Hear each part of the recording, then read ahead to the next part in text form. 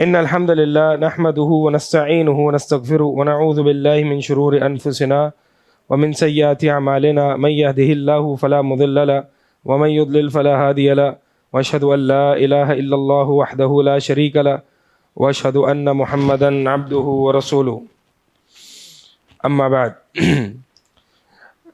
پچھلی کلاس میں جو ہم اصل الاول پہ تھے، اصل الاول اصل میں اس اصول ثلاثہ یعنی جو یہ متن ہے اس کا جو بنیادی میسج ہے وہ یہ 3 اصول کی معرفت ہے، اور وہ 3 اصول جو ہے وہ کون سے ہیں؟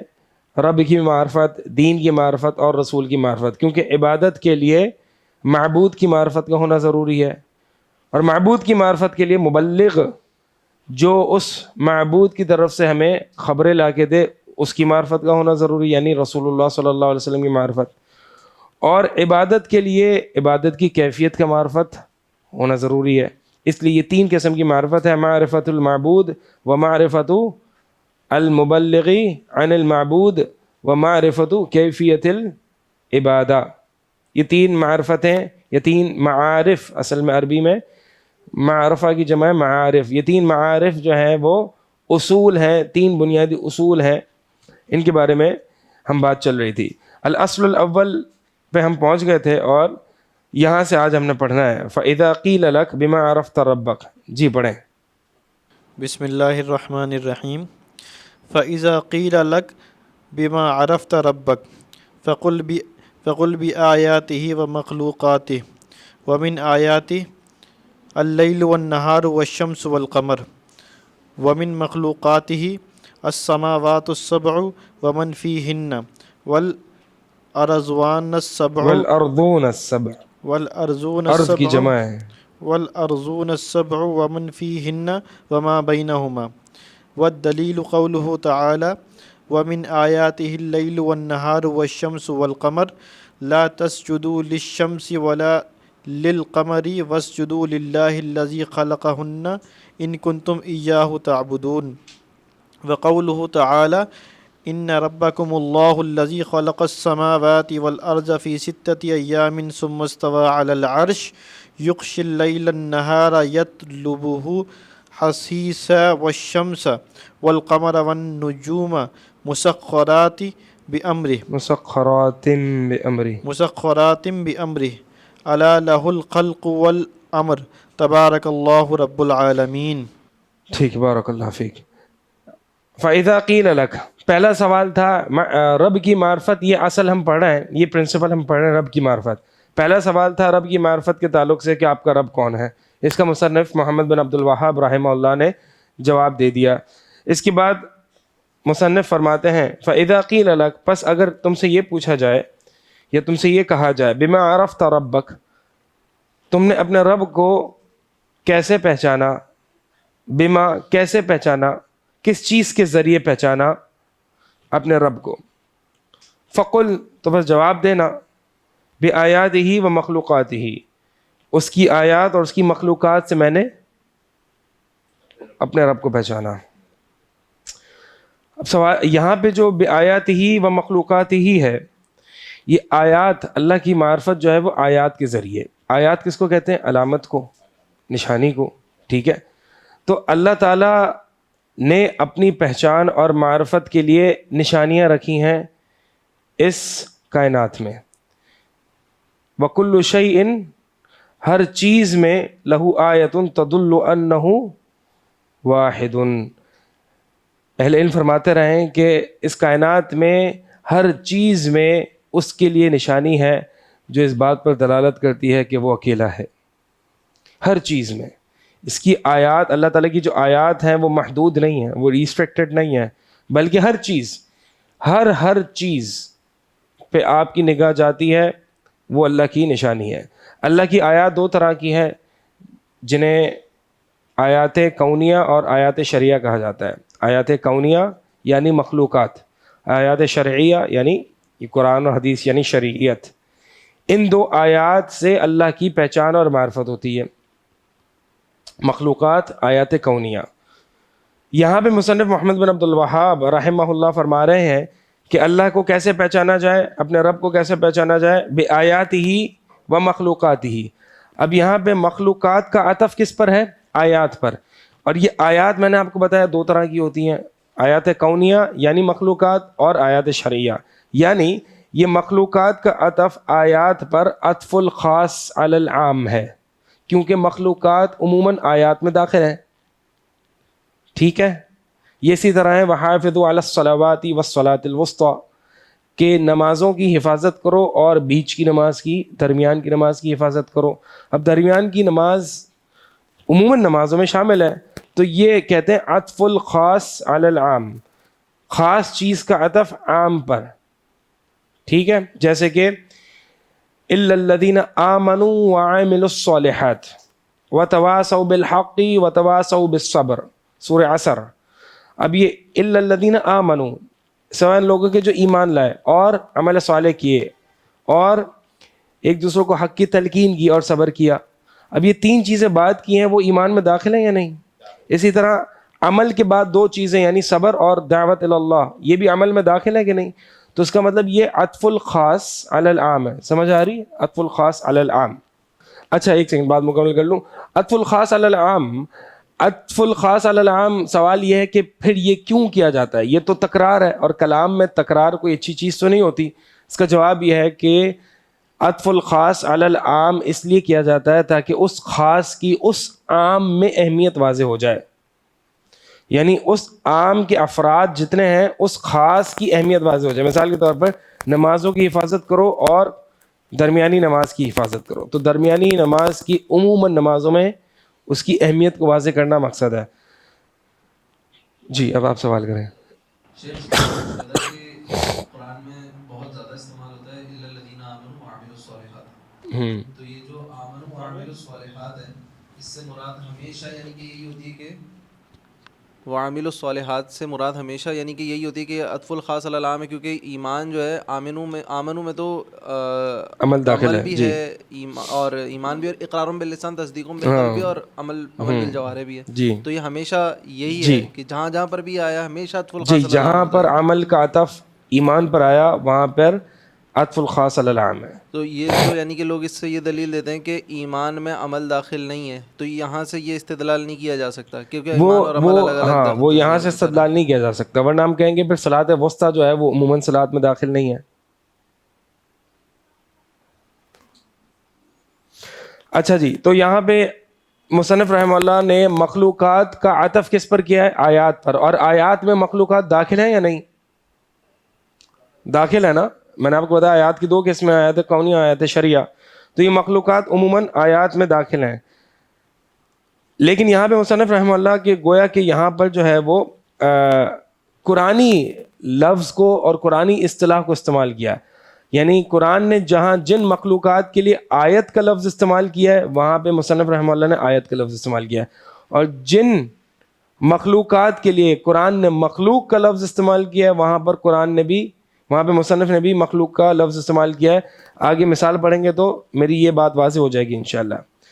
ومن آیاتہ، مصنف فرما رہے ہیں رحمہ اللہ، ومن آیاتہ اللہ تعالیٰ کی نشانیوں میں سے یہ نشانی ہے اللیل والنہار والشمس والقمر، رات دن سورج اور چاند، یہ اللہ تعالیٰ کی نشانیوں میں سے ہیں. اور آگے کیا فرمایا؟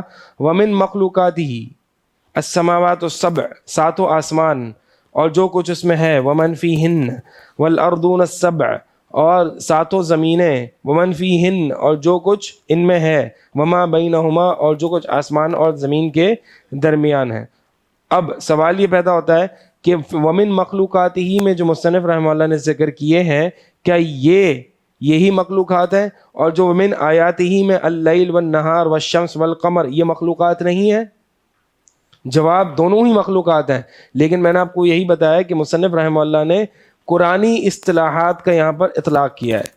قرآن نے لیل کو، نہار کو، شمس کو، قمر کو آیات کہا ہے، آسمان کو، زمین کو، ساتوں آسمان کو مخلوق کہا ہے. دیکھیے جی، والدلیل قولہ تعالی، اور اس کی دلیل اللہ تعالیٰ کا یہ فرمان ومن آیاتہ، اس کو انڈرلائن کریں، آیات ہی، ومن آیات ہی، اور اللہ کی آیات میں سے، نشانیوں میں سے کیا ہے؟ اللیل والنہار والشمس والقمر. یہی اصطلاح مصنف رحمہ اللہ نے ذکر کی ہے نا. یہ دیکھیں اللہ یہاں پہ اللہ تعالیٰ نے یہ نہیں فرمایا ومن خلقہ، بلکہ کیا فرمایا ومن آیاتہ. سوال یہ ہے کہ ان کو آیات اور آسمان اور زمین اور جو کچھ ان کے درمیان ہے ان کو مخلوق کیوں کہا؟ کیونکہ رات کا آنا جانا، دن کا آنا جانا، یہ تبدیل، یہ تغیر، یہ چینجز، یہ بار بار پروپورشنیٹلی رات بڑی ہونا، دن چھوٹا ہونا، دن بڑا ہونا، رات چھوٹی ہونا، اور اسی طرح سورج کا طلوع ہونا، غروب ہونا، چاند کا روز مرہ کی بنیاد پر اس کی شیپس چینج ہونا، یہ ساری تبدیلیاں اور تغیرات جو ہیں یہ انسان کے لیے روز مرہ کی بنیاد پر ظاہر ہے، اس لیے اس کو علامت یا نشانی کہا گیا، کیونکہ علامت ہوتی وہ ہے جو کہ ظاہر ہوتی ہے. اور جو ساتوں آسمان ہے یہ ظاہر نہیں ہے ہمارے لیے، اگرچہ پہلا آسمان کا بھی پہلا جو بلو اسکائی ہے وہ ہم دیکھ رہے ہیں، لیکن ساتوں آسمان جو ہیں وہ ظاہر نہیں ہے. ٹھیک ہے، اس لیے اس کو مخلوق کہا. البتہ ہیں تو یہ سب کے سب ہی نشانیاں. سمجھ آ رہی ہے بات؟ سب کے سب نشانیاں ہیں، لیکن مخلوق جو ہے وہ موبائل سائلنٹ کر لیں سب، اپنے سائلنٹ کریں ابھی سب ابھی. ومن آیاتہ، اللہ کی نشانیوں میں سے اللیل والنہار، رات ہے اور دن ہے، اور چاند ہے اور سورج ہے، والشمس والقمر، سورج ہے اور چاند ہے. لا تسجدوا للشمس، تم سجدہ نہ کرو سورج کے لیے، ولا للقمر، اور نہ سجدہ کرو چاند کے لیے، بلکہ واسجدوا للہ، اللہ ہی کے لیے سجدہ کرو، الذی خلقہن، جس نے انہیں پیدا کیا ہے، جس نے انہیں پیدا کیا ہے، ان کنتم ایاہ تعبدون، اگر تم واقعی اللہ کی عبادت کرنے والے ہو. اور اگلی یعنی یہ تو دلیل کس کی ہو گئی؟ ومن آیاتہ، مصنف رحمہ اللہ کا یہ فرمان. اب ومن مخلوقاتہ السماوات السبع، اس کی دلیل کیا ہے؟ اس کی دلیل اللہ تعالیٰ کا یہ فرمان، ان ربکم اللہ الذی خلق کو انڈرلائن کریں. کیا چیز پیدا کی؟ بے شک تمہارا رب اللہ تعالیٰ ہے جس نے خلق پیدا کیا، السماواتی آسمانوں کو، والارض اور زمین کو، فی ستۃ ایام 6 دنوں میں. اب یہ 6 دنوں جو ہیں وہ کون سے ہیں؟ مختلف اقوال ہے اس میں. بعض اہل علم کے نزدیک جو ہے یہ ایک دن 24 گھنٹوں والا جو کہ انسان آج کے ہمارے ایام ہے اس کے مطابق ہے. بعض کے نزدیک نہیں، 1000 دنوں کے مطابق، جیسے کہ اللہ تعالیٰ کے نزدیک جو اس دنیا، اللہ تعالیٰ کے نزدیک جو اللہ کا دن ہے وہ ہمارے 1000 ایام کے مطابق ہے. تو 6 دنوں میں اللہ تعالیٰ نے پیدا کیا. ثم استوى علی العرش. اب سوال یہ پیدا ہوتا ہے کہ اللہ تعالیٰ نے 6 دنوں میں پیدا کیا. اللہ تعالیٰ تو چاہتا تو کن فیکون ہو کے کائنات فوراً پیدا ہو جاتی، لیکن اللہ تعالیٰ نے کائنات میں ہر چیز کو اس کے اسباب کے ساتھ ایک پروسیس کے ساتھ جوڑ دیا ہے. یعنی کوئی بھی چیز پیدا ہوگی، اللہ تعالیٰ چاہتا تو ہم بھی کن فیکون سے پیدا ہو جاتے، ٹھیک ہے، لیکن ہم ایسے پیدا نہیں ہوئے، بلکہ ایک پورا پروسیس ہے جو کہ آپ سب جانتے ہیں، اس کے ذریعے پیدا ہوئے. اسی طرح یہ نباتات، اللہ تعالیٰ چاہتا کن فیکون ہو جاتا، لیکن اللہ تعالیٰ نے تمام چیزوں کو اس کی اسباب کے ساتھ جوڑا ہے. اور یہ بھی ایک بتانا چاہا ہے کہ مخلوق کو کہ اگرچہ کوئی چیز جلدی ہو سکتی ہے لیکن اس میں جلد بازی نہیں کرنی چاہیے. ثم استوى علی العرش، پھر وہ عرش پر مستوی ہوا. یغشی اللیل النہار، وہ رات کو دن پر ڈھانپتا ہے. یطلبہ حثیثا، اور وہ پیچھے چلا آتا ہے، تیز پیچھے چلا آتا ہے، رات دن کے بعد یا دن رات کے بعد تیز چلا آتا ہے. حثیثاً کا مطلب سریعا یعنی تیز. والشمس والقمر والنجوم مسخرات بامری، اور سورج اور چاند اور ستارے یہ ہیں مسخرات بامری، یہ مسخر ہے اللہ کے حکم سے. مسخر کا معنی یہ ہوتا ہے کہ اللہ تعالیٰ کے حکم کے تابع ہیں. مسخر کا معنی انسان کے حکم کے تابع نہیں. دیکھیں یہی فرمایا نا، مسخرات بامرہ، اللہ کے حکم سے. اس لیے یہ جو آج کا جدید انسان یہ دعویٰ کرتا ہے اور نعرہ لگاتا ہے کہ ہم تسخیر کائنات کے لیے نکلے ہیں، سائنس جو ہے وہ تسخیر کائنات کا فریضہ انجام دے رہی ہے، تو انسان اس کائنات کو مسخر نہیں کر سکتا. یہ آلریڈی مسخر ہوئی ہوئی ہے، یعنی مسخر ہوئی نہیں، اللہ تعالیٰ کے مخصوص قوانین فزیکل لاز آف نیچر کے تحت چل رہی ہے. تو ہم نے کیا مسخر کرنا ہے؟ یہ تو آلریڈی مسخر ہے، ہم اس سے فائدہ اٹھا سکتے ہیں. تو سائنس کیا کر سکتی ہے کہ مسخر شدہ کائنات کو انسان اپنے فائدے میں کیسے لائے یہ دریافت کر سکتی ہے، تسخیر نہیں کر سکتی، تسخیر ہی آلریڈی ہے. صحیح. تو یہ جدید انسان جو ہے تھوڑی سی ٹیکنالوجی تھوڑا سا ایڈوانسمنٹ ہوئی تو وہ اس تکبر میں آ گیا کہ ہم تسخیر کائنات کر چکے ہیں، اب جو ہم جو چاہے کر جائیں. لہٰذا اللہ تعالیٰ نے وقتاً فوقتاً یہ بیماریاں اور یہ بھیج کے انسانوں کو بتلا دیا کہ یہ چھوٹی سی بیماری بھی تم اس کو، یعنی یہ تمہاری اوقات ہے، یہ چھوٹی سی بیماریوں نے بھی تمہارے ساتھ دیکھ لیں کیا کیا. الا لہ الخلق والامر، خبردار سن لو کہ، اللہ حرف تنبیہ ہے، خبردار سن لو کہ اللہ ہی کے لیے. لہو یہ جار مجرور پہلا آ گیا نا تو یہ حصر کا معنی دے رہا ہے.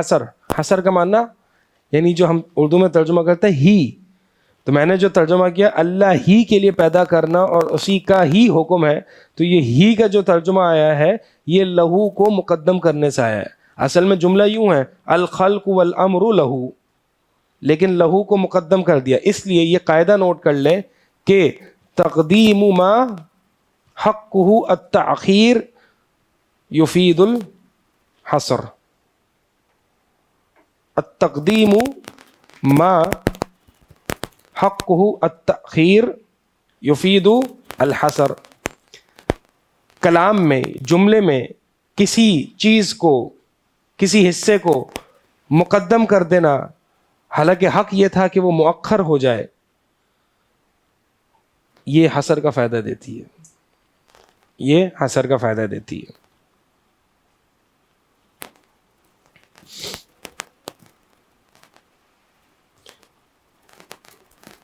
الا لہ الخلق والامر، خبردار سن لو کہ اسی کے لیے پیدا کرنا ہے اور اسی کے لیے امر ہے. ظاہر سی بات ہے جب پیدا اس نے کیا ہے تو حکم بھی وہی جاری فرمائے گا. پیدا جب اللہ تعالیٰ نے کیا ہے تو حکم بھی وہی دے گا کہ تم نے کیا کرنا ہے. اس لیے کسی کے آگے بھی انسان کو جھکنا نہیں چاہیے. ٹھیک ہے، انسان جھکے گا کس کے آگے؟ اللہ کے حکم کے آگے. کیوں؟ کیونکہ اس نے اس کو پیدا کیا ہے اور وہی اس کے نفع نقصان کا مالک ہے. تبارک اللہ رب العالمین، بہت بابرکت ذات ہے وہ اللہ تعالیٰ جو کہ رب العالمین ہے. لہٰذا اب یہ باتیں کرنے کے بعد مصنف رحمہ اللہ فرما رہے ہیں کہ لب لباب اس بات کا یہ ہے کہ آپ کو کیسے پتہ چلا آپ کا رب اللہ ہے؟ نہیں، آپ کو کیسے پتہ چلا؟ بما عرفت ربک، آپ کو کیسے پتہ چلا اپنے رب کے بارے میں؟ جواب، اللہ تعالیٰ کی آیات اور اللہ تعالیٰ کی مخلوق سے. یہاں پہ مصنف رحمہ اللہ کی آیات سے بھی مراد مخلوق ہی ہے اور مخلوق سے مراد خاص مخلوق ہے. اور مصنف رحمہ اللہ نے ایسا اسلوب کیوں اختیار کیا؟ کیونکہ قرآن میں بھی یہی الفاظ آئے ہیں، یعنی شمس، لیل، نہار کے لیے آیات کے الفاظ آئے ہیں کیونکہ یہ انسان کے روزمرہ کے مشاہدے میں ہے، اس لیے یہ آیات ہیں. ویسے تو آیات تو آسمان اور زمین بھی ہیں لیکن ان کو مخلوق کہا، آیات نہیں کہا، اگرچہ وہ بھی آیات ہیں. اور یہ بات سمجھ لیجئے کہ یہ جو آیات ہوتی ہے نا، مقصد انسان کا یہ آیات نہیں ہوتے. مقصد انسان کا وہ آیت جس بات پر، جس ذات پر دلالت کر رہی ہوتی ہے وہ مقصد ہوتا ہے. اصل مقصد وہ ہوتا ہے، اصل مقصد آیت نہیں ہوتی ہے. ٹھیک ہے، مثال کے طور پر آپ بروج کے باہر آتے ہیں اور بروج کا بورڈ لگا ہوا دیکھتے ہیں تو مقصد آپ بورڈ کے باہر نہیں بیٹھ جاتے. کیوں؟ کیونکہ مقصد آپ کا بورڈ نہیں ہے، مقصد کیا ہے؟ کلاس اٹینڈ کرنا. تو مقصد جو ہوتا ہے، یہ جو علاماتیں ہوتی ہیں، یہ جو آیات ہوتی ہیں، یہ مقاصد نہیں ہوتے، یہ دلالتیں ہوتی ہیں، یہ انسان کی طرف رہنمائی کرتی، انسان کی رہنمائی کرتی ہیں. تو ان کو مقصد حیات بنا لینا. اللہ تعالیٰ نے یہ بارش برسائی، یہ چرند پرند، یہ سب کچھ رکھا ہے، یہ مقصد نہیں ہے انسان کا. مقصد ان کو استعمال کر کے اپنے رب کی معرفت ہے اور وہ توحید. آگے پڑھیے.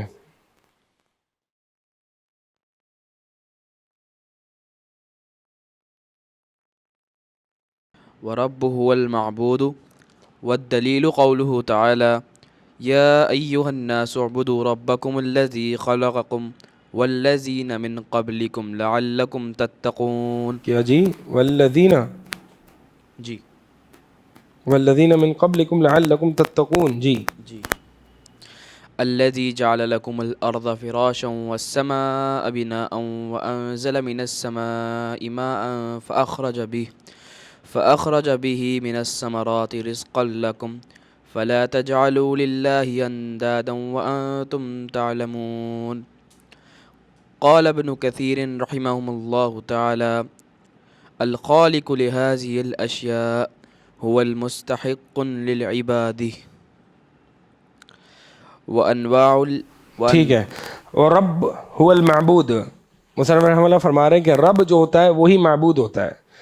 اس کا مطلب یہ نہیں ہے کہ رب جو ہوتا ہے اس کی تعریف یہ ہے کہ وہ معبود ہوتا ہے، نہیں، بلکہ مصنف رحمہ اللہ کا فرمانا یہ ہے کہ الرب هو المعبود ای یستحق، کہ جو رب ہوتا ہے وہ مستحق کے عبادہ ہوتا ہے. ٹھیک ہے، یعنی یہ مطلب نہیں ہے کہ رب از ایکول ٹو معبود، کیونکہ رب اور معبود کی تعریف میں فرق ہے. رب کون ہوتا ہے؟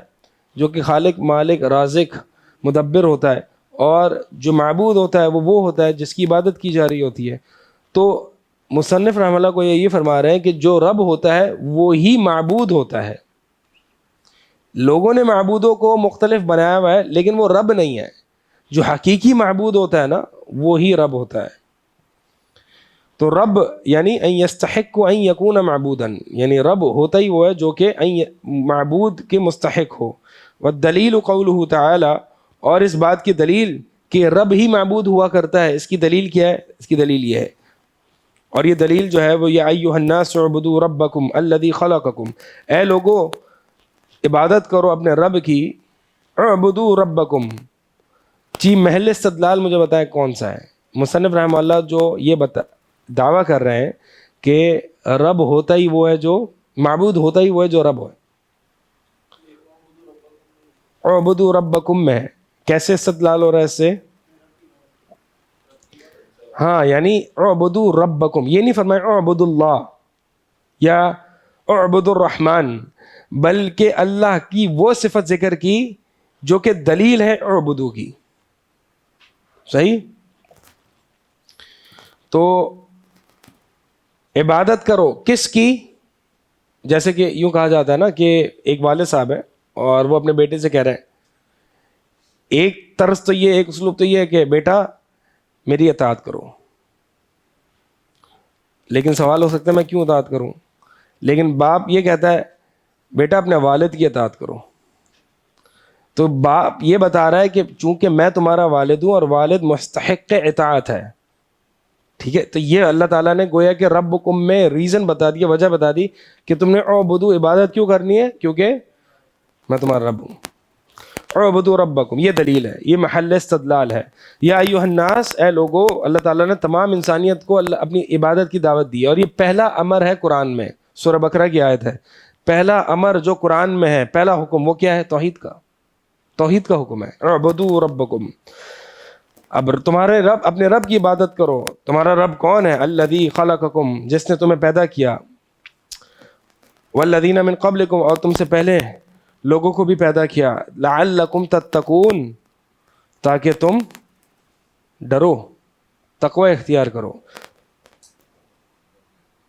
الذی جعل لکم الارض فراشا، اب اللہ تعالیٰ اپنی گویا کہ ربوبیت بتلا رہے ہیں کہ اللہ تعالیٰ عبادت کرو رب کی. رب کون ہوتا ہے یہ بھی بتلا دیا. رب وہ ہوتا ہے جو کہ جس نے تمہیں پیدا کیا، اور اس نے جو ہے وہ تمہارے لیے آسمان، تمہارے لیے زمین کو بچھونا بنایا، آسمان کو چھت بنایا، اور آسمان سے تمہارے لیے پانی کو نکالا. فاخرج به وانزل من السماء ماء. من السماء، السماء جو ہوتا ہے وہ قرآن میں مختلف معنی میں آتا ہے. مطلقاً علو کے معنی میں بھی آتا ہے، اور اسی طرح بادلوں کے معنی میں بھی آتا ہے، اور یہ جو آسمان جو کہ ہم دیکھتے ہیں اس معنی میں بھی آتا ہے. یہاں پہ جو ہے وہ السماء سحاب یعنی بادلوں کے معنی میں ہے، کیونکہ بارش جو ہوتی ہے وہ بادلوں سے آتی ہے، آسمان سے نہیں، بادلوں سے آتی ہے. وانزل من السماء ماء، اور اللہ تعالیٰ نے آسمان سے پانی نازل فرمایا. فاخرج به، پس نکالا اللہ تعالیٰ نے، به اس کے ذریعے یعنی اس پانی کے ذریعے، من الثمرات کئی طرح کے پھلوں کو، رزقا لکم بطور رزق تمہارے لیے. فلا تجعلوا للہ، اور آخر میں دوبارہ سے اپنی توحید کی طرف اللہ تعالیٰ نے دعوت دی ہے کہ فلا تجعلوا للہ اندادا، کہ نہیں اللہ تعالیٰ کے لیے کوئی ند، اندادن بناؤ. ند کہتے ہیں نظیر، مثل. اب ند کے لیے ضروری نہیں ہے 50-50 ہونا، ایکول ہونا ضروری نہیں ہے. یعنی اللہ تعالیٰ نے یہاں پہ ہمیں یہ بتایا ہے ہمیں یہ کہا ہے کہ اللہ تعالیٰ کے لیے ند نہ بناؤ، یعنی اللہ تعالیٰ کی مثل نہ بناؤ. اب ند کا مطلب یہ نہیں ہے کہ وہ ایکول ہو، بلکہ اگر کوئی کسی کو آپ اللہ تعالیٰ کے 1% بھی مثل قرار دیتے ہیں تو آپ نے اس کو اللہ کا ند بنا دیا. ٹھیک ہے. بہت سے لوگ کہتے ہیں کہ ہم شرک کر رہے ہیں، بہت سے لوگ ہم جب کہتے ہیں نا کہ بھئی آپ شرک نہ کریں، تو وہ کہتے ہیں کہ ہم شرک نہ کر رہے ہیں، ہم اللہ جیسا کسی کو سمجھتے ہی نہیں ہیں. وہ کہتے ہیں کہ مثال کے طور پر جو غیر اللہ کو پکار رہا ہے یا غیر اللہ کے نام پہ نظر و نیاز کر رہا ہے، ہم کہتے ہیں بھائی آپ شرک نہ کریں. وہ کہتے ہیں کہ نہیں، جن ہستیوں کو ہم پکار رہے ہیں ہم ان کو اللہ جیسا تھوڑی بنا رہے ہیں، ہم اللہ جیسا تھوڑی بنا رہے ہیں. یعنی گویا کہ ان کے ذہن میں یہ ہے کہ جب تک اللہ کے ایکول کسی کو نہ بنایا جائے تب تک شرک نہیں ہوگا. میں یہ کہہ رہا ہوں کہ عربی زبان میں ند ایکول کے معنی میں نہیں ہوتا، بلکہ اگر آپ نے 0.1% بھی اللہ کے مثل کسی کو قرار دے دیا تو آپ نے اس کا ند بنا دیا. ٹھیک ہے، شرک ہو گیا. آپ کو کیا لگتا ہے کہ مشرکین مکہ کیا اپنے جن معبودان باطلہ کو پکارتے تھے وہ اللہ کے بالکل برابر قرار دیتے تھے؟ نہیں. اس کی دلیل کیا ہے؟ اس کی دلیل یہ ہے کہ تم ان مشرکوں سے پوچھو، قرآن میں آتا ہے وَلَئِن سَأَلْتَهُم مَّن خَلَقَ السَّمَاوَاتِ وَالْأَرْضِ، آپ اگر ان سے پوچھیں گے کہ یہ آسمان اور زمین کس سے پیدا کیا، وہ کہیں گے اللہ تعالیٰ نے. اس سے اور بڑی دلیل کہ جب مشرکین مکہ کی کشتی طوفان میں پھنس جاتی تھی، قرآن میں ہی ہے، تو وہ سب معبودوں کو چھوڑ کے صرف اللہ کو پکارتے تھے. اس کا مطلب یہ ہے کہ اللہ کے برابر وہ کسی کو نہیں سمجھتے تھے. تو پھر وہ اللہ کے علاوہ دوسروں کو کیوں پکارتے تھے؟ مَا نَعْبُدُهُمْ إِلَّا لِيُقَرِّبُونَا إِلَى اللَّهِ زُلْفَىٰ. سورہ زمر کی ابتدائی آیات میں ہے کہ وہ لوگ جو کہ اللہ کو چھوڑ کے اوروں کو پکارتے ہیں یا اللہ کے ساتھ دوسروں کو شریک کرتے ہیں، ان کی نیت یہ ہوتی ہے کہ مَا نَعْبُدُهُمْ، ہم نہیں ان کی عبادت کرتے، نہیں ان کو پکارتے، إِلَّا لِيُقَرِّبُونَا، قرب سے، تاکہ یہ ہمیں اللہ کے قریب کر دیں. کیوں؟ کیونکہ اللہ سب سے اعلیٰ اور بلند ہے، یہ تو ہمیں پتہ ہے، یہ مشرکین مکہ کہتے ہیں. لیکن اللہ تک پہنچنے کے لیے واسطہ چاہیے، یہ واسطے، یہ وسیلے ٹھہراتے تھے ان معبودان کو. یہی تو مشرکین مکہ کا شرک تھا اور یہی آج امت مسلمہ کا شرک ہے. کوئی فرق نہیں ہے، بلکہ آج کی امت مسلمہ کا شرک بدتر ہے. کیونکہ کفار مکہ جو ہے مصیبت میں بھی پھنستے تھے تو خالص اللہ کو پکارتے تھے. آج کا مشرک اگر مصیبت میں پھنستا ہے تو بھی غوث اعظم سے آگے نہیں بڑھتا. ٹھیک ہے، تو یہ حالت ہے.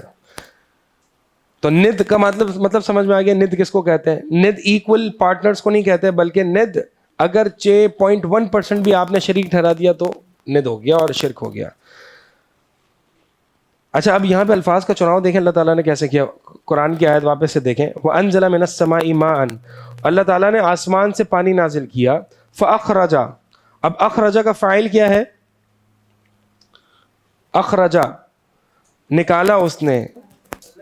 ہاں، اللہ تعالیٰ اس کا فاعل ہے نا، یعنی نکالنے والا کون ہے؟ اللہ. بھی میں یہ با سبب کا ہے، اور ہا کی ضمیر جو ہے، ہوا ضمیر کس کی طرف جاری؟ ماءً، یعنی فاخرج اللہ بالماء، اللہ تعالیٰ نے نکالا پانی کے ذریعے. یعنی اللہ تعالیٰ نے یہ بھی ثابت کیا کہ فاعل اللہ ہے، سبب پانی ہے. تو اس کا مطلب سبب کا بھی اس بات ہے اور فاعل بھی اللہ ہے. ٹھیک ہے، تو یہ اللہ تعالیٰ نے ہمیں یہ اسلوب سکھا دیا. اگر بات چیت کرنی ہم نے کتاب التوحید میں، یہ الفاظ میں شرک اور الفاظ میں احتیاط اور الفاظ میں توحید، یہ ہم نے کئی دفعہ پڑھا ہے. تو اللہ تعالیٰ نے یہاں پہ دیکھیں اسلوب کیسا اختیار کیا ہے. حقیقی فاعل کون ہے؟ نکالنے والا اللہ، سبب پانی، نتیجہ فروٹس، نباتات، پھل. تو اس کا مطلب یہ ہے کہ اگر آپ بیمار ہو جاتے ہیں، اللہ تعالیٰ ہم سب کو محفوظ فرمائے، اگر کوئی شخص بیمار ہو جاتا ہے اور پھر وہ کسی ڈاکٹر کے پاس جاتا ہے اور اللہ تعالیٰ اس کو ڈاکٹر کے ذریعے اس کو شفا دے دیتے ہیں، تو اس کو کیا کہنا چاہیے؟ کیا میں ڈاکٹر کے پاس گیا اور میں ٹھیک ہو گیا، ڈاکٹر نے مجھے ٹھیک کر دیا، ڈاکٹر نے مجھے ایسا علاج کیا کہ میں ٹھیک ہو گیا؟ یہ سارے الفاظ صحیح نہیں ہیں، بلکہ الفاظ کیا استعمال کیے جائیں گے کہ میں ڈاکٹر کے پاس گیا، اللہ تعالیٰ نے مجھے شفا دی ڈاکٹر کے ذریعے. صحیح؟ تو یہ الفاظ، یہ اسلوب قرآنی اسلوب ہے. یعنی یہ بھی بالکل ایک ایکسٹریم ہے. کہ سبب کا انکار کرتے ہیں. مثال کے طور پر کوئی ڈاکٹر کے پاس گیا اور کہہ رہا ہے کہ مجھے ڈاکٹر کے ذریعے اللہ تعالیٰ نے شفا دی, اور آپ اس سے کہیں نہیں یہ تم شرک کر رہے ہو, ڈاکٹر کو کیوں بیچ میں لا رہے ہو, شفا دینے والا اللہ ہے. آپ کہیں گے نہیں بھائی اللہ تو ہے, یہ میں مان رہا ہوں اور میں بتا بھی رہا ہوں, لیکن سبب تو ڈاکٹر ہے نا. نہیں, آپ کہیں نہیں یہ آپ نے ڈاکٹر کو کیوں بیچ میں لائے. تو یہ ایک ایکسٹریم ہے کہ جو اسباب کا بھی انکار کرتے ہیں, اور یہ دوسری ایکسٹریم ہے کہ اسباب کو ہی ذکر کرے اور حقیقی فائل کو ذکر نہ کرے. بیلنس اپروچ کیا ہے؟ یہ بیلنس اپروچ ہے. فَأَخْرَجَ بِهِ مِنَ الثَّمَرَاتِ رِزْقًا لَكُمْ, کہ اللہ تعالیٰ نے اس پانی کے ذریعے کئی پھلوں کو تمہارے رزق کے لیے نکالا. قال ابن کثیر, یہ حافظ ابن کثیر ہے جن کی تفسیر ابن کثیر بڑی مشہور ہے. یہ جو ہے وہ حافظ ابن کثیر بڑے مفسر ہیں رحمہ اللہ, فرماتے ہیں کہ الخالق لهذه الاشیاء, کہ ان اشیاء کا خالق جو ہے هو المستحق للعبادہ, وہی عبادت کا مستحق ہے, وہی عبادت کا مستحق ہے. دیکھیں جو کلمے میں ہم پڑھتے ہیں نا لا الہ الا اللہ, کوئی معبود برحق نہیں اللہ کے علاوہ, تو اصل میں ہم یہ کلمہ جو ہے اس کا معنی یہ ہے کہ کوئی معبود برحق مستحق عبادت نہیں اللہ کے علاوہ. ورنہ اگر کوئی کسی غیر اللہ کی عبادت کر رہا ہے تو وہ معبود تو بن گیا. تو اس کا مطلب معبودان بہت سارے ہیں, لیکن حقیقی اور مستحق العبادت جو معبود ہے وہ ایک ہی ہے, وہ اللہ ہے. تو یہ مصنف رحمہ اللہ فرما رہے ہیں کہ وہ رب هو العبادہ, یعنی معبود ہونے کی دلیل کیا ہے؟ رب. رب ہونے کا لازمی نتیجہ کیا ہے؟ معبود. اس جملے کو غور سے سنیں, معبود ہونے کی دلیل کیا ہے؟ رب ہونا. اور رب ہونے کا لازمی نتیجہ کیا ہے؟ معبود ہونا. اگر کوئی کسی کو رب مانتا ہے تو لازمی اس کو معبود بھی مانے گا. اور کیسے پتہ چلے گا کہ فلاں معبود ہے؟ کیونکہ وہ رب ہے. تو یہ دونوں طرح سے ایکویشن جو ہے وہ کام کرتی ہے. وَأَنْوَاءُ الْعِبَادَةِ الَّتِي أَمَرَ اللَّهُ بِهَا, اور اب مصنف رحمہ اللہ یہاں پر یہ بات تو ثابت ہو گئی کہ معبود اللہ تعالیٰ ہے. اب اگلا سوال یہ ہے کہ عبادت ہے کیا, کہ اگر وہ عبادت میں کسی اور کے لیے کروں گا تو وہ شرک ہو جائے گا. تو فرمایا مصنف رحمہ اللہ, اب مصنف رحمہ اللہ عبادت کو ایگزامپلس کے ذریعے سمجھا رہے ہیں کہ اگر تم عبادت کو سمجھنا چاہتے ہو تو یہ عبادت کی مختلف اقسام ہیں, ان کو سمجھو.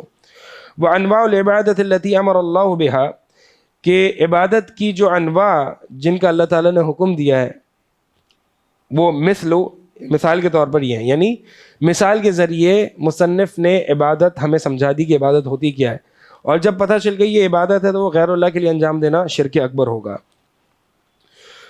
تو یہ عبادت کی 3 بڑی بنیادی اقسام ہیں, اور وہ کیا ہے؟ اسلام, ایمان اور احسان. اور پھر یعنی آپ کہہ لیں جنس ہے, ان کے تحت افراد ہیں, اور یہ ومنہا, اور پھر یہاں سے اگلی یہاں منہا سے یہ بتا دیا کہ عبادت ایک ایک کر کے عبادت بتا دی کہ یہ بھی عبادت ہے, یہ بھی عبادت ہے, یہ بھی عبادت ہے. پہلے عبادت کی عموماً کیٹیگریز بتا دی, اسلام, ایمان, احسان. پھر ان کیٹیگریز کے نیچے جو عبادتیں آتی ہیں وہ بتا دیا, وہ کون کون سی ہیں. دعا عبادت ہے, خوف, رجا یعنی امید, توکل اللہ پر توکل کرنا. اس کی تفصیل انشاءاللہ آگے آ رہی ہے. مصنف رحمہ اللہ ہر ایک عبادت پر دلیل قائم کریں گے, تو میں آپ کو بتاؤں گا اس وقت کہ وہ عبادت اصل میں اس کی تعریف کیا ہے, وہ ہے کیا. ورغبہ, رغبت رکھنا, رحبہ اللہ کا خوف اور ڈر رکھنا, خشوع, خشیت, انابہ, رجوع, استعانہ مدد طلب کرنا, استعاذہ پناہ طلب کرنا, استغاثہ مصیبت میں مدد طلب کرنا, والذبح یعنی ذبح کرنا اللہ کے لیے, والنذر اور نظر ماننا, وغیر ذالک من انواع العبادہ, اور اس کے علاوہ جو عبادت کی مختلف انواع ہیں, التی وہ جو امر اللہ بہا اللہ تعالیٰ نے جن کا حکم دیا ہے, کلھا للہ یہ تمام کے تمام اللہ کے لیے انجام دی جائیں گی. والدلیل قولہ تعالیٰ, اور میرا یہ فرمان, میرا یہ کلیم جو میں نے کیا ہے کہ یہ تمام عبادت اللہ کے لیے کی جائیں گی اور کسی کے لیے نہیں کی جائیں گی, اس بات کی دلیل کیا ہے؟ اللہ تعالیٰ کا یہ فرمان وَأَنَّ مَسَاجِدَ لِلَّهِ فَلَا تَدْعُوا مَعَ اللَّهِ أَحَدًا, کہ مساجد جو ہیں وہ اللہ کے لیے ہیں خاص, تو لہٰذا اللہ کے ساتھ کسی اور کو نہ پکارنا. میرا سوال آپ لوگوں سے یہ ہے کہ اس آیت میں تو صرف اللہ کے علاوہ کسی غیر اللہ سے دعا کرنے کی ممانعت ہے اور اس کو شرک کہا ہے، لیکن مصنف رحمہ اللہ تو ان تمام عبادات کی اقسام کے لیے اس آیت کو دلیل کے طور پر استعمال کر رہے ہیں۔ جواب کیا جی؟ یعنی دعا تو ایک انواع ہے نا، نوع ہے عبادت کی، اب تمام انواع کو عبادت کے لیے دلیل بنا دینا ایک آیت سے، ایک دعا کی آیت سے، تو یہ اس کے پیچھے کیا ہے جی؟ اس کی دلیل یہ ہے کہ حدیث میں نبی صلی اللہ علیہ وسلم نے فرمایا الدعاء هو العبادہ، جی یہ دلیل ہے۔ ہاں، اس کی دلیل یہی ہے کہ دعا گویا کہ پورا دین ہے۔ میں نے آپ کو پہلے بھی بتایا تھا کہ دعا کی دو قسمیں ہیں، دعا مسئلہ، دعا عبادہ۔ جب دعا کی اس دو کیٹیگریز کو ہم سمجھیں گے تو ہمیں پتہ چلے گا ہر طرح کا پکارنا اللہ کو، ہر طرح کی عبادت گویا کہ پورا دین ہی دعا ہے۔ تو اس لیے یہ ایک ہی دلیل مصنف رحمہ اللہ اپنے اس دعوے پر استدلال کرنے کے لیے لائے ہیں۔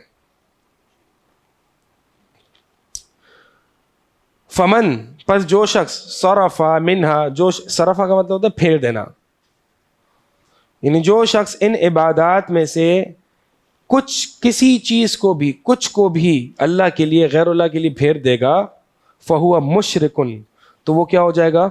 مشرک ہو جائے گا۔ کافرن، کافر ہو جائے گا۔ فہو مشرکن، ہوا جو ہے مبتدا ہے، کافر، مشرک جو ہے وہ خبر اول ہے، اور کافر خبر ثانی ہے۔ سوال یہ ہے کہ مشرک اور کافر دونوں میں آیا کہ کوئی فرق ہے یا دونوں ایک ہی چیز ہیں؟ اگر دونوں ایک ہی چیز ہیں تو پھر ان کو ایسے کیوں ذکر کیا؟ مشرک اصل میں اور کافر میں، مشرک اصل میں اس کی تعریف یہ ہے، یا شرک کی تعریف یہ ہے کہ اللہ کے جو خصائص ہیں، خصائص سواد کے ساتھ، خصوصیات، اللہ کی جو خصوصیات ہیں وہ کسی غیر اللہ کو دے دینا۔ اب اللہ کی خصوصیات کیا ہیں؟ کہ اسی کو خالق مانا جائے، اسی کو مدبر مانا جائے، اسی کو رازق مانا جائے، اسی کو رب مانا جائے۔ کسی اور کو یہ خصوصیات دے دی تو یہ شرک ہوگا۔ اسی طرح اللہ کی خصوصیات کیا ہیں؟ کہ اسی سے ڈرا جائے، اسی پر توکل کیا جائے، اسی پہ امیدیں باندھی جائیں اور اسی سے خشیت اختیار کی جائے۔ اگر یہ تمام خصوصیات کسی غیر اللہ کے لیے دے دوں گا تو یہ شرک ہوگا۔ اسی طرح اللہ کی خصوصیات میں سے یہ بھی ہے کہ اسی کو رحمان مانا جائے، اسی کو استواء علی العرش مانا جائے، اسی کو عالم الغیب مانا جائے۔ اگر میں نے یہ خصوصیات، گویا کہ اسماء و صفات کی خصوصیات، اگر میں نے کسی اور کو دے دی تو یہ شرک ہوگا۔ یہ میں نے آپ کو ان اے نٹ شیل شرک کی تعریف بتا دی، اور ان شرک کی تعریف میں تینوں اقسام الشرک، یعنی شرک فی الربوبیہ اور شرک الالوہیہ اور شرک اسماء و صفاتی، ان تینوں اقسام شرک کی میں نے آپ کو یہ بتا دی ہے، ٹھیک ہے؟ تو مشرک اصل میں وہ ہوتا ہے جو کہ اللہ کی خصائص، اللہ کی خصوصیت کو کسی غیر اللہ کے لیے دے دے، صحیح؟ کافر وہ ہوتا ہے جو اللہ تعالیٰ کی نعمتوں کو، اللہ تعالیٰ کے رب ہونے کو انکار کر دے۔ تو کفر جو ہے وہ جحد سے ہے، ناشکری سے ہے، انکار کر دینا، اللہ کے معبود ہونے کا انکار کر دینا، اللہ کی عبادات کا انکار کر دینا، اللہ کے رب ہونے کا انکار کر دینا، یہ کفر ہے۔ تو اگر اب میں اس مقام پہ ہوں کہ میں یہ کہہ سکتا ہوں کہ ہر مشرک کافر ہوتا ہے، لیکن ہر کافر مشرک نہیں ہوتا۔ کیوں؟ کیونکہ جو بھی مشرک ہوتا ہے وہ اللہ تعالیٰ کی خصوصیات کا انکار ہی تو کر رہا ہے، تبھی تو کسی اور کو دے رہا ہے۔ لیکن ہر کافر مشرک نہیں ہوتا، ٹھیک ہے؟ مثال کے طور پر ایسی بھی ہستیاں، ایسے بھی لوگ پائے جاتے ہیں کہ جو کہ اللہ کا انکار کر دیتے ہیں، لیکن وہ کسی اور کو اللہ کے ساتھ شریک نہیں ٹھہرا رہے، ٹھیک ہے؟ تو ہر مشرک کافر ہوتا ہے، لیکن ہر کافر مشرک نہیں شیخ ہوتا۔ یہاں سوال یہ ہے کہ جو قرآن کی آیت ہے کہ انہوں نے اپنی ہوا کو، اپنی خواہش کو اپنا رب بنا لیا ہے، تو اس طرح تو کافر بھی مشرک قرار پا رہا ہے اس آیت کے تناظر میں دیکھیں تو۔ سوال یہ ہے کہ رأیت من اتخذ الہہ ہوا، آپ نے اس شخص کو نہیں دیکھا کہ جس نے اپنے معبود کو، جس نے اپنی ہوا کو یعنی خواہشات کو معبود بنا لیا؟ تو اس طرح سے تو یہاں پہ تو وہ مشرک ہے، تو کافر بھی تو مشرک ہی ہوا، آپ یہ کہہ رہے ہیں۔ دیکھیں، ایک تو شرک عام معنی میں ہے، ٹھیک ہے؟ اسی لیے ہم کہتے ہیں کہ جو ایتھیسٹ ہوتا ہے، جو کہ اللہ کے وجود کا انکار کرتا ہے، گویا وہ بھی مشرک ہی ہے، لیکن وہ شرک عام معنی میں ہے۔ شرک کا ایک عام معنی ہے اور ایک اصطلاحی معنی ہے۔ عام معنی یہ ہے کہ جو کوئی بھی گناہ بھی کرتا ہے تو وہ شرک کر رہا ہے۔ کیوں؟ کیونکہ وہ اپنی خواہشات کو ترجیح دے رہا ہے اللہ کی خواہشات کی اللہ کے احکامات کے مقابلے میں، یعنی اپنی خواہشات کو معبود بنا رہا ہے اللہ کی خواہشات کے، اللہ کے احکامات کے مقابلے میں. تو یہ شرک کا ایک عام معنی ہے. ٹھیک ہے، اس معنی میں تو شرک کہہ سکتے ہیں، لیکن شرک کا ایک اصطلاحی معنی ہے جو کہ میں نے آپ کو بتایا کہ آپ دیکھ رہے ہیں مثال کے طور پر قرآن نے بھی اس چیز کا فرق کا لحاظ کیا ہے.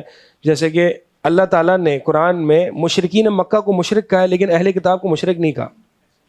حالانکہ اہل کتاب بھی تو مشرک ہے نا، وہ بھی تو عزیر کو اللہ کا بیٹا اور عیسیٰ علیہ السلام کو اللہ کا بیٹا مانتی ہے. کرسچنز مشرک ہوتے ہیں نا، ٹرینٹی شرک ہے. لیکن قرآن نے جو اصطلاح استعمال کی اگرچہ ہے تو جنرل معنی میں مشرک، لیکن خاص اصطلاحی معنی میں وہ مشرک نہیں ہے، کیونکہ مشرک اور کافر کے احکامات الگ ہیں. ٹھیک ہے، جزیے کے حوالے سے اور ذمی ہونے کے حوالے سے اس میں تفصیل ہے. تو مشرک اور کافر اہل کتاب کے بھی ہے. ٹھیک ہے، کون اصطلاحی معنی میں بھی یہ مشرک ہیں، لیکن اس کو ایک طریقے سے جنرل معنی میں ہی لایا جاتا ہے. ٹھیک ہے، قرآن نے کئی جگہ اس طرح کی فرق کیا ہے. مثال کے طور پر یہ ایسے ہی ہے، اصل میں یہ جو اصطلاحات جتنی ہوتی ہیں نا، بہت سی اصطلاحات کے ایک جنرل میننگ ہوتے ہیں اور ایک خاص میننگ ہوتا ہے. مثال کے طور پر دین اسلام ہے. اب اسلام جو ہے سابقہ انبیاء مسلمان تھے، ان کا دین اسلام تھا، یہ عام معنی میں ہے. ٹھیک ہے، عام معنی دین اسلام کا استسلام ہے، انقیاد، جو کہ میں نے آپ کو پہلے بھی بتایا. لیکن عام معنی مطلب جنرل معنی، لغوی معنی کہہ لیں یا ایک جنرل معنی کہہ لیں. اور ایک خاص معنی اسلام کا، اور وہ کیا ہے کہ لا الہ الا اللہ محمد الرسول اللہ، یہ خاص معنی ہے اسلام کا. ٹھیک ہے، تو یہ عام اور خاص میں یہ ایک فرق ہے. لیکن یہ آپ کو کہیں قرآن حدیث میں دونوں معنی استعمال ہوتے ہیں، لیکن یہ آپ کو سیاق وغیرہ سے پتہ چلتا ہے کہ آیا کہ یہاں پہ خاص معنی استعمال ہوا ہے یا عام معنی استعمال ہوا ہے. افرأیت من اتخذ الہہ ہوا، یہاں پہ جو شرک کا یا معبود بنانے کا معنی یہ عام طرز پر استعمال ہوا ہے، لیکن جو اللہ تعالیٰ کو اس کے خصائص یا خصوصیات میں کسی اور کو شریک ٹھہرانا، یہ خاص معنی میں مشرک ہوتا ہے. ٹھیک ہے، والدلیل قولہ تعالی. اچھا، اب جو مصنف رحمہ اللہ نے یہ جو دعویٰ کیا ہے کہ جو کوئی بھی غیر اللہ کے لیے ان عبادات کو انجام دے گا وہ مشرک اور کافر ہوگا. اس کی دلیل کیا ہے؟ اس کی دلیل یہ ہے وَمَن يَدْعُ مَعَ اللَّهِ إِلَٰهًا آخر، کہ جو کوئی بھی اللہ کے ساتھ کسی اور معبود کو پکارتا ہے، لا برہان لہ بھی، اس کے لیے کوئی برہان نہیں ہے، فَإِنَّمَا حِسَابُهُ عِندَ رَبِّهِ، بس بات تو یہ ہے کہ حساب کتاب جو ہے وہ اللہ کے پاس، کے رب کے پاس ہی ہے. إِنَّهُ لَا يُفْلِحُ الْكَافِرُونَ، بے شک بات یہ ہے کہ کافر فلاح نہیں پائیں گے. جی مجھے بتائیں محل استدلال کیا ہے؟ مصنف رحمہ اللہ نے استدلال کہاں سے کیا آیت میں؟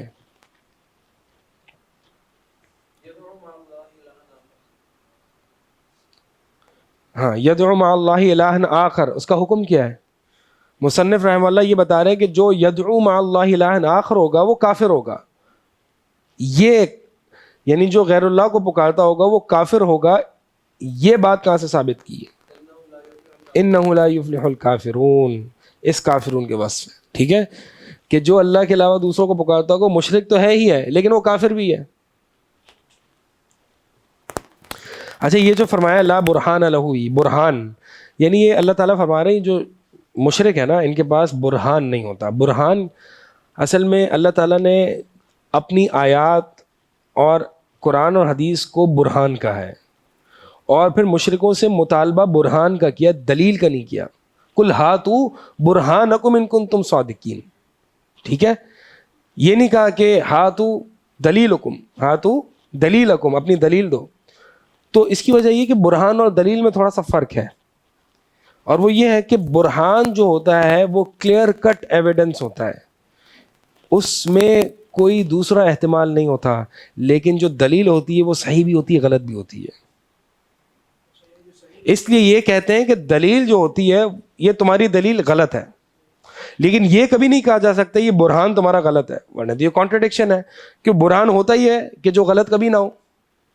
صحیح، اسی لیے دلیل کی بھی دو اقسام ہوتی ہیں، ایک دلیل قطعی ہوتی ہے، ایک دلیل ظنی بھی ہوتی ہے. سنا ہے کبھی یہ اصطلاح دلیل قطعی دلیل ظنی؟ ٹھیک ہے. تو اس لیے اللہ تعالیٰ نے یہ نہیں فرمایا, اللہ تعالیٰ نے جو یعنی توحید کے لیے برہان ہے, شرک کی کوئی برہان نہیں ہے. یعنی گویا کہ شرک کے لیے کوئی ظنی دلیل نہیں ہے بلکہ قطعی کلیئر کٹ ایویڈنس ہے. تو اس لیے یہ دلیل کا لفظ استعمال نہیں فرمایا, کیونکہ دلیل صحیح بھی ہوتی ہے, غلط بھی ہوتی ہے, دلیل قطعی بھی ہوتی ہے اور ظنی بھی ہوتی ہے, لیکن برہان قطعی اور صحیح اور کلیئر کٹ واضح ہوتا ہے جس میں دوسرے معنی کا احتمال نہیں ہوتا. تو اس کا مطلب یہ ہے کہ جو برہان جو ہوتا ہے, یعنی یہ مشرکوں کے پاس برہان نہیں ہے, ٹھیک ہے, برہان نہیں ہے, ٹھیک ہے. اب کوئی شخص یہ کہہ سکتا ہے کہ بھائی یہ جو شرک کر رہے ہیں مزاروں پر, ان کے پاس دلیل تو ہے. ہم کہیں گے ٹھیک ہے دلیل ہے لیکن غلط ہے یا ظنی ہے, لیکن جو ہمارے پاس ہے وہ برہان ہے. تو برہان کا دلیل سے مقابلہ نہیں ہے, صحیح. اس لیے ہمیشہ میں یہ کہتا ہوں کہ کبھی بھی اگر کوئی شبہات وارد کرنے کی کوشش کرتا ہے تو دلیل تو دیکھیں ہر کوئی کہیں نہ کہیں سے لے آتا ہے, دیکھا یہ جاتا ہے کہ آیا کہ وہ دلیل قطعی صریح اپنی دلالت میں کلیئر کٹ ہے یا نہیں, برہان ہے یا نہیں. برہان دیکھا جاتا ہے, دلیل تو لے آئے گا, ہر کوئی دلیل لے آتا ہے, کافر بھی دلیل لے آتا ہے, ملحد بھی دلیل لے آتا ہے, لیکن ان کی دلیل غلط ہوتی ہے. جب آپ سوال کر رہے تھے سوال کریں, مائک لے لیں. قطعی دلیل اور جس میں کوئی قطعی دلیل اور جو بالکل صاف واضح ہو, اس میں کوئی ابہام کسی قسم کا نہ ہو, مطلب اس میں جو ہے اس میں کوئی محنت نہ کرنی پڑے کہ انسان کو جو ہے وہ اس میں اپنی رہنمائی تلاش کرنے کے لیے, بالکل کلیئر کٹ ہو. جی آگے پڑھیں. برہان کی ڈیفینیشن یہی بتایا میں نے کہ برہان جو ہے کہ وہ قطعی اور صریح دلیل جس میں کسی دوسرے معنی کا احتمال نہ ہو. مثال کے طور پر واقیم الصلاۃ, نماز کے قائم کرنے کی جو دلیل ہے, جو برہان ہے وہ اقیم الصلاۃ ہے. کیوں؟ کیونکہ اقیم الصلاۃ میں کوئی دوسرا معنی لینا ممکن نہیں ہے, ٹھیک ہے. لیکن مثال کے طور پر والمطلقات یتربصن بانفسهن ثلاثه قروء, مطلقہ عورتوں نے 3 قر جو ہے وہ اپنی عدت گزارنی ہے. اب یہ 3 قر سے مراد اگر کوئی حیض لیتا ہے تو میں کہوں گا کہ یہ ظنی دلیل ہے, قطعی نہیں ہے. کیوں؟ کیونکہ قر کا معنی جو ہے وہ طہر بھی ہوتا ہے, صحیح, اور سر کی بے شمار.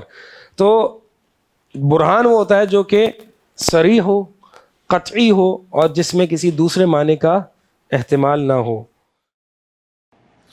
وفی الحدیث الدعاء مخ العبادہ والدلیل مخ العبادہ والدلیل قوله تعالی وقال ربکم ادعونی استجب لکم ان الذین یستکبرون عن عبادتی سیدخلون جہنم داخرین.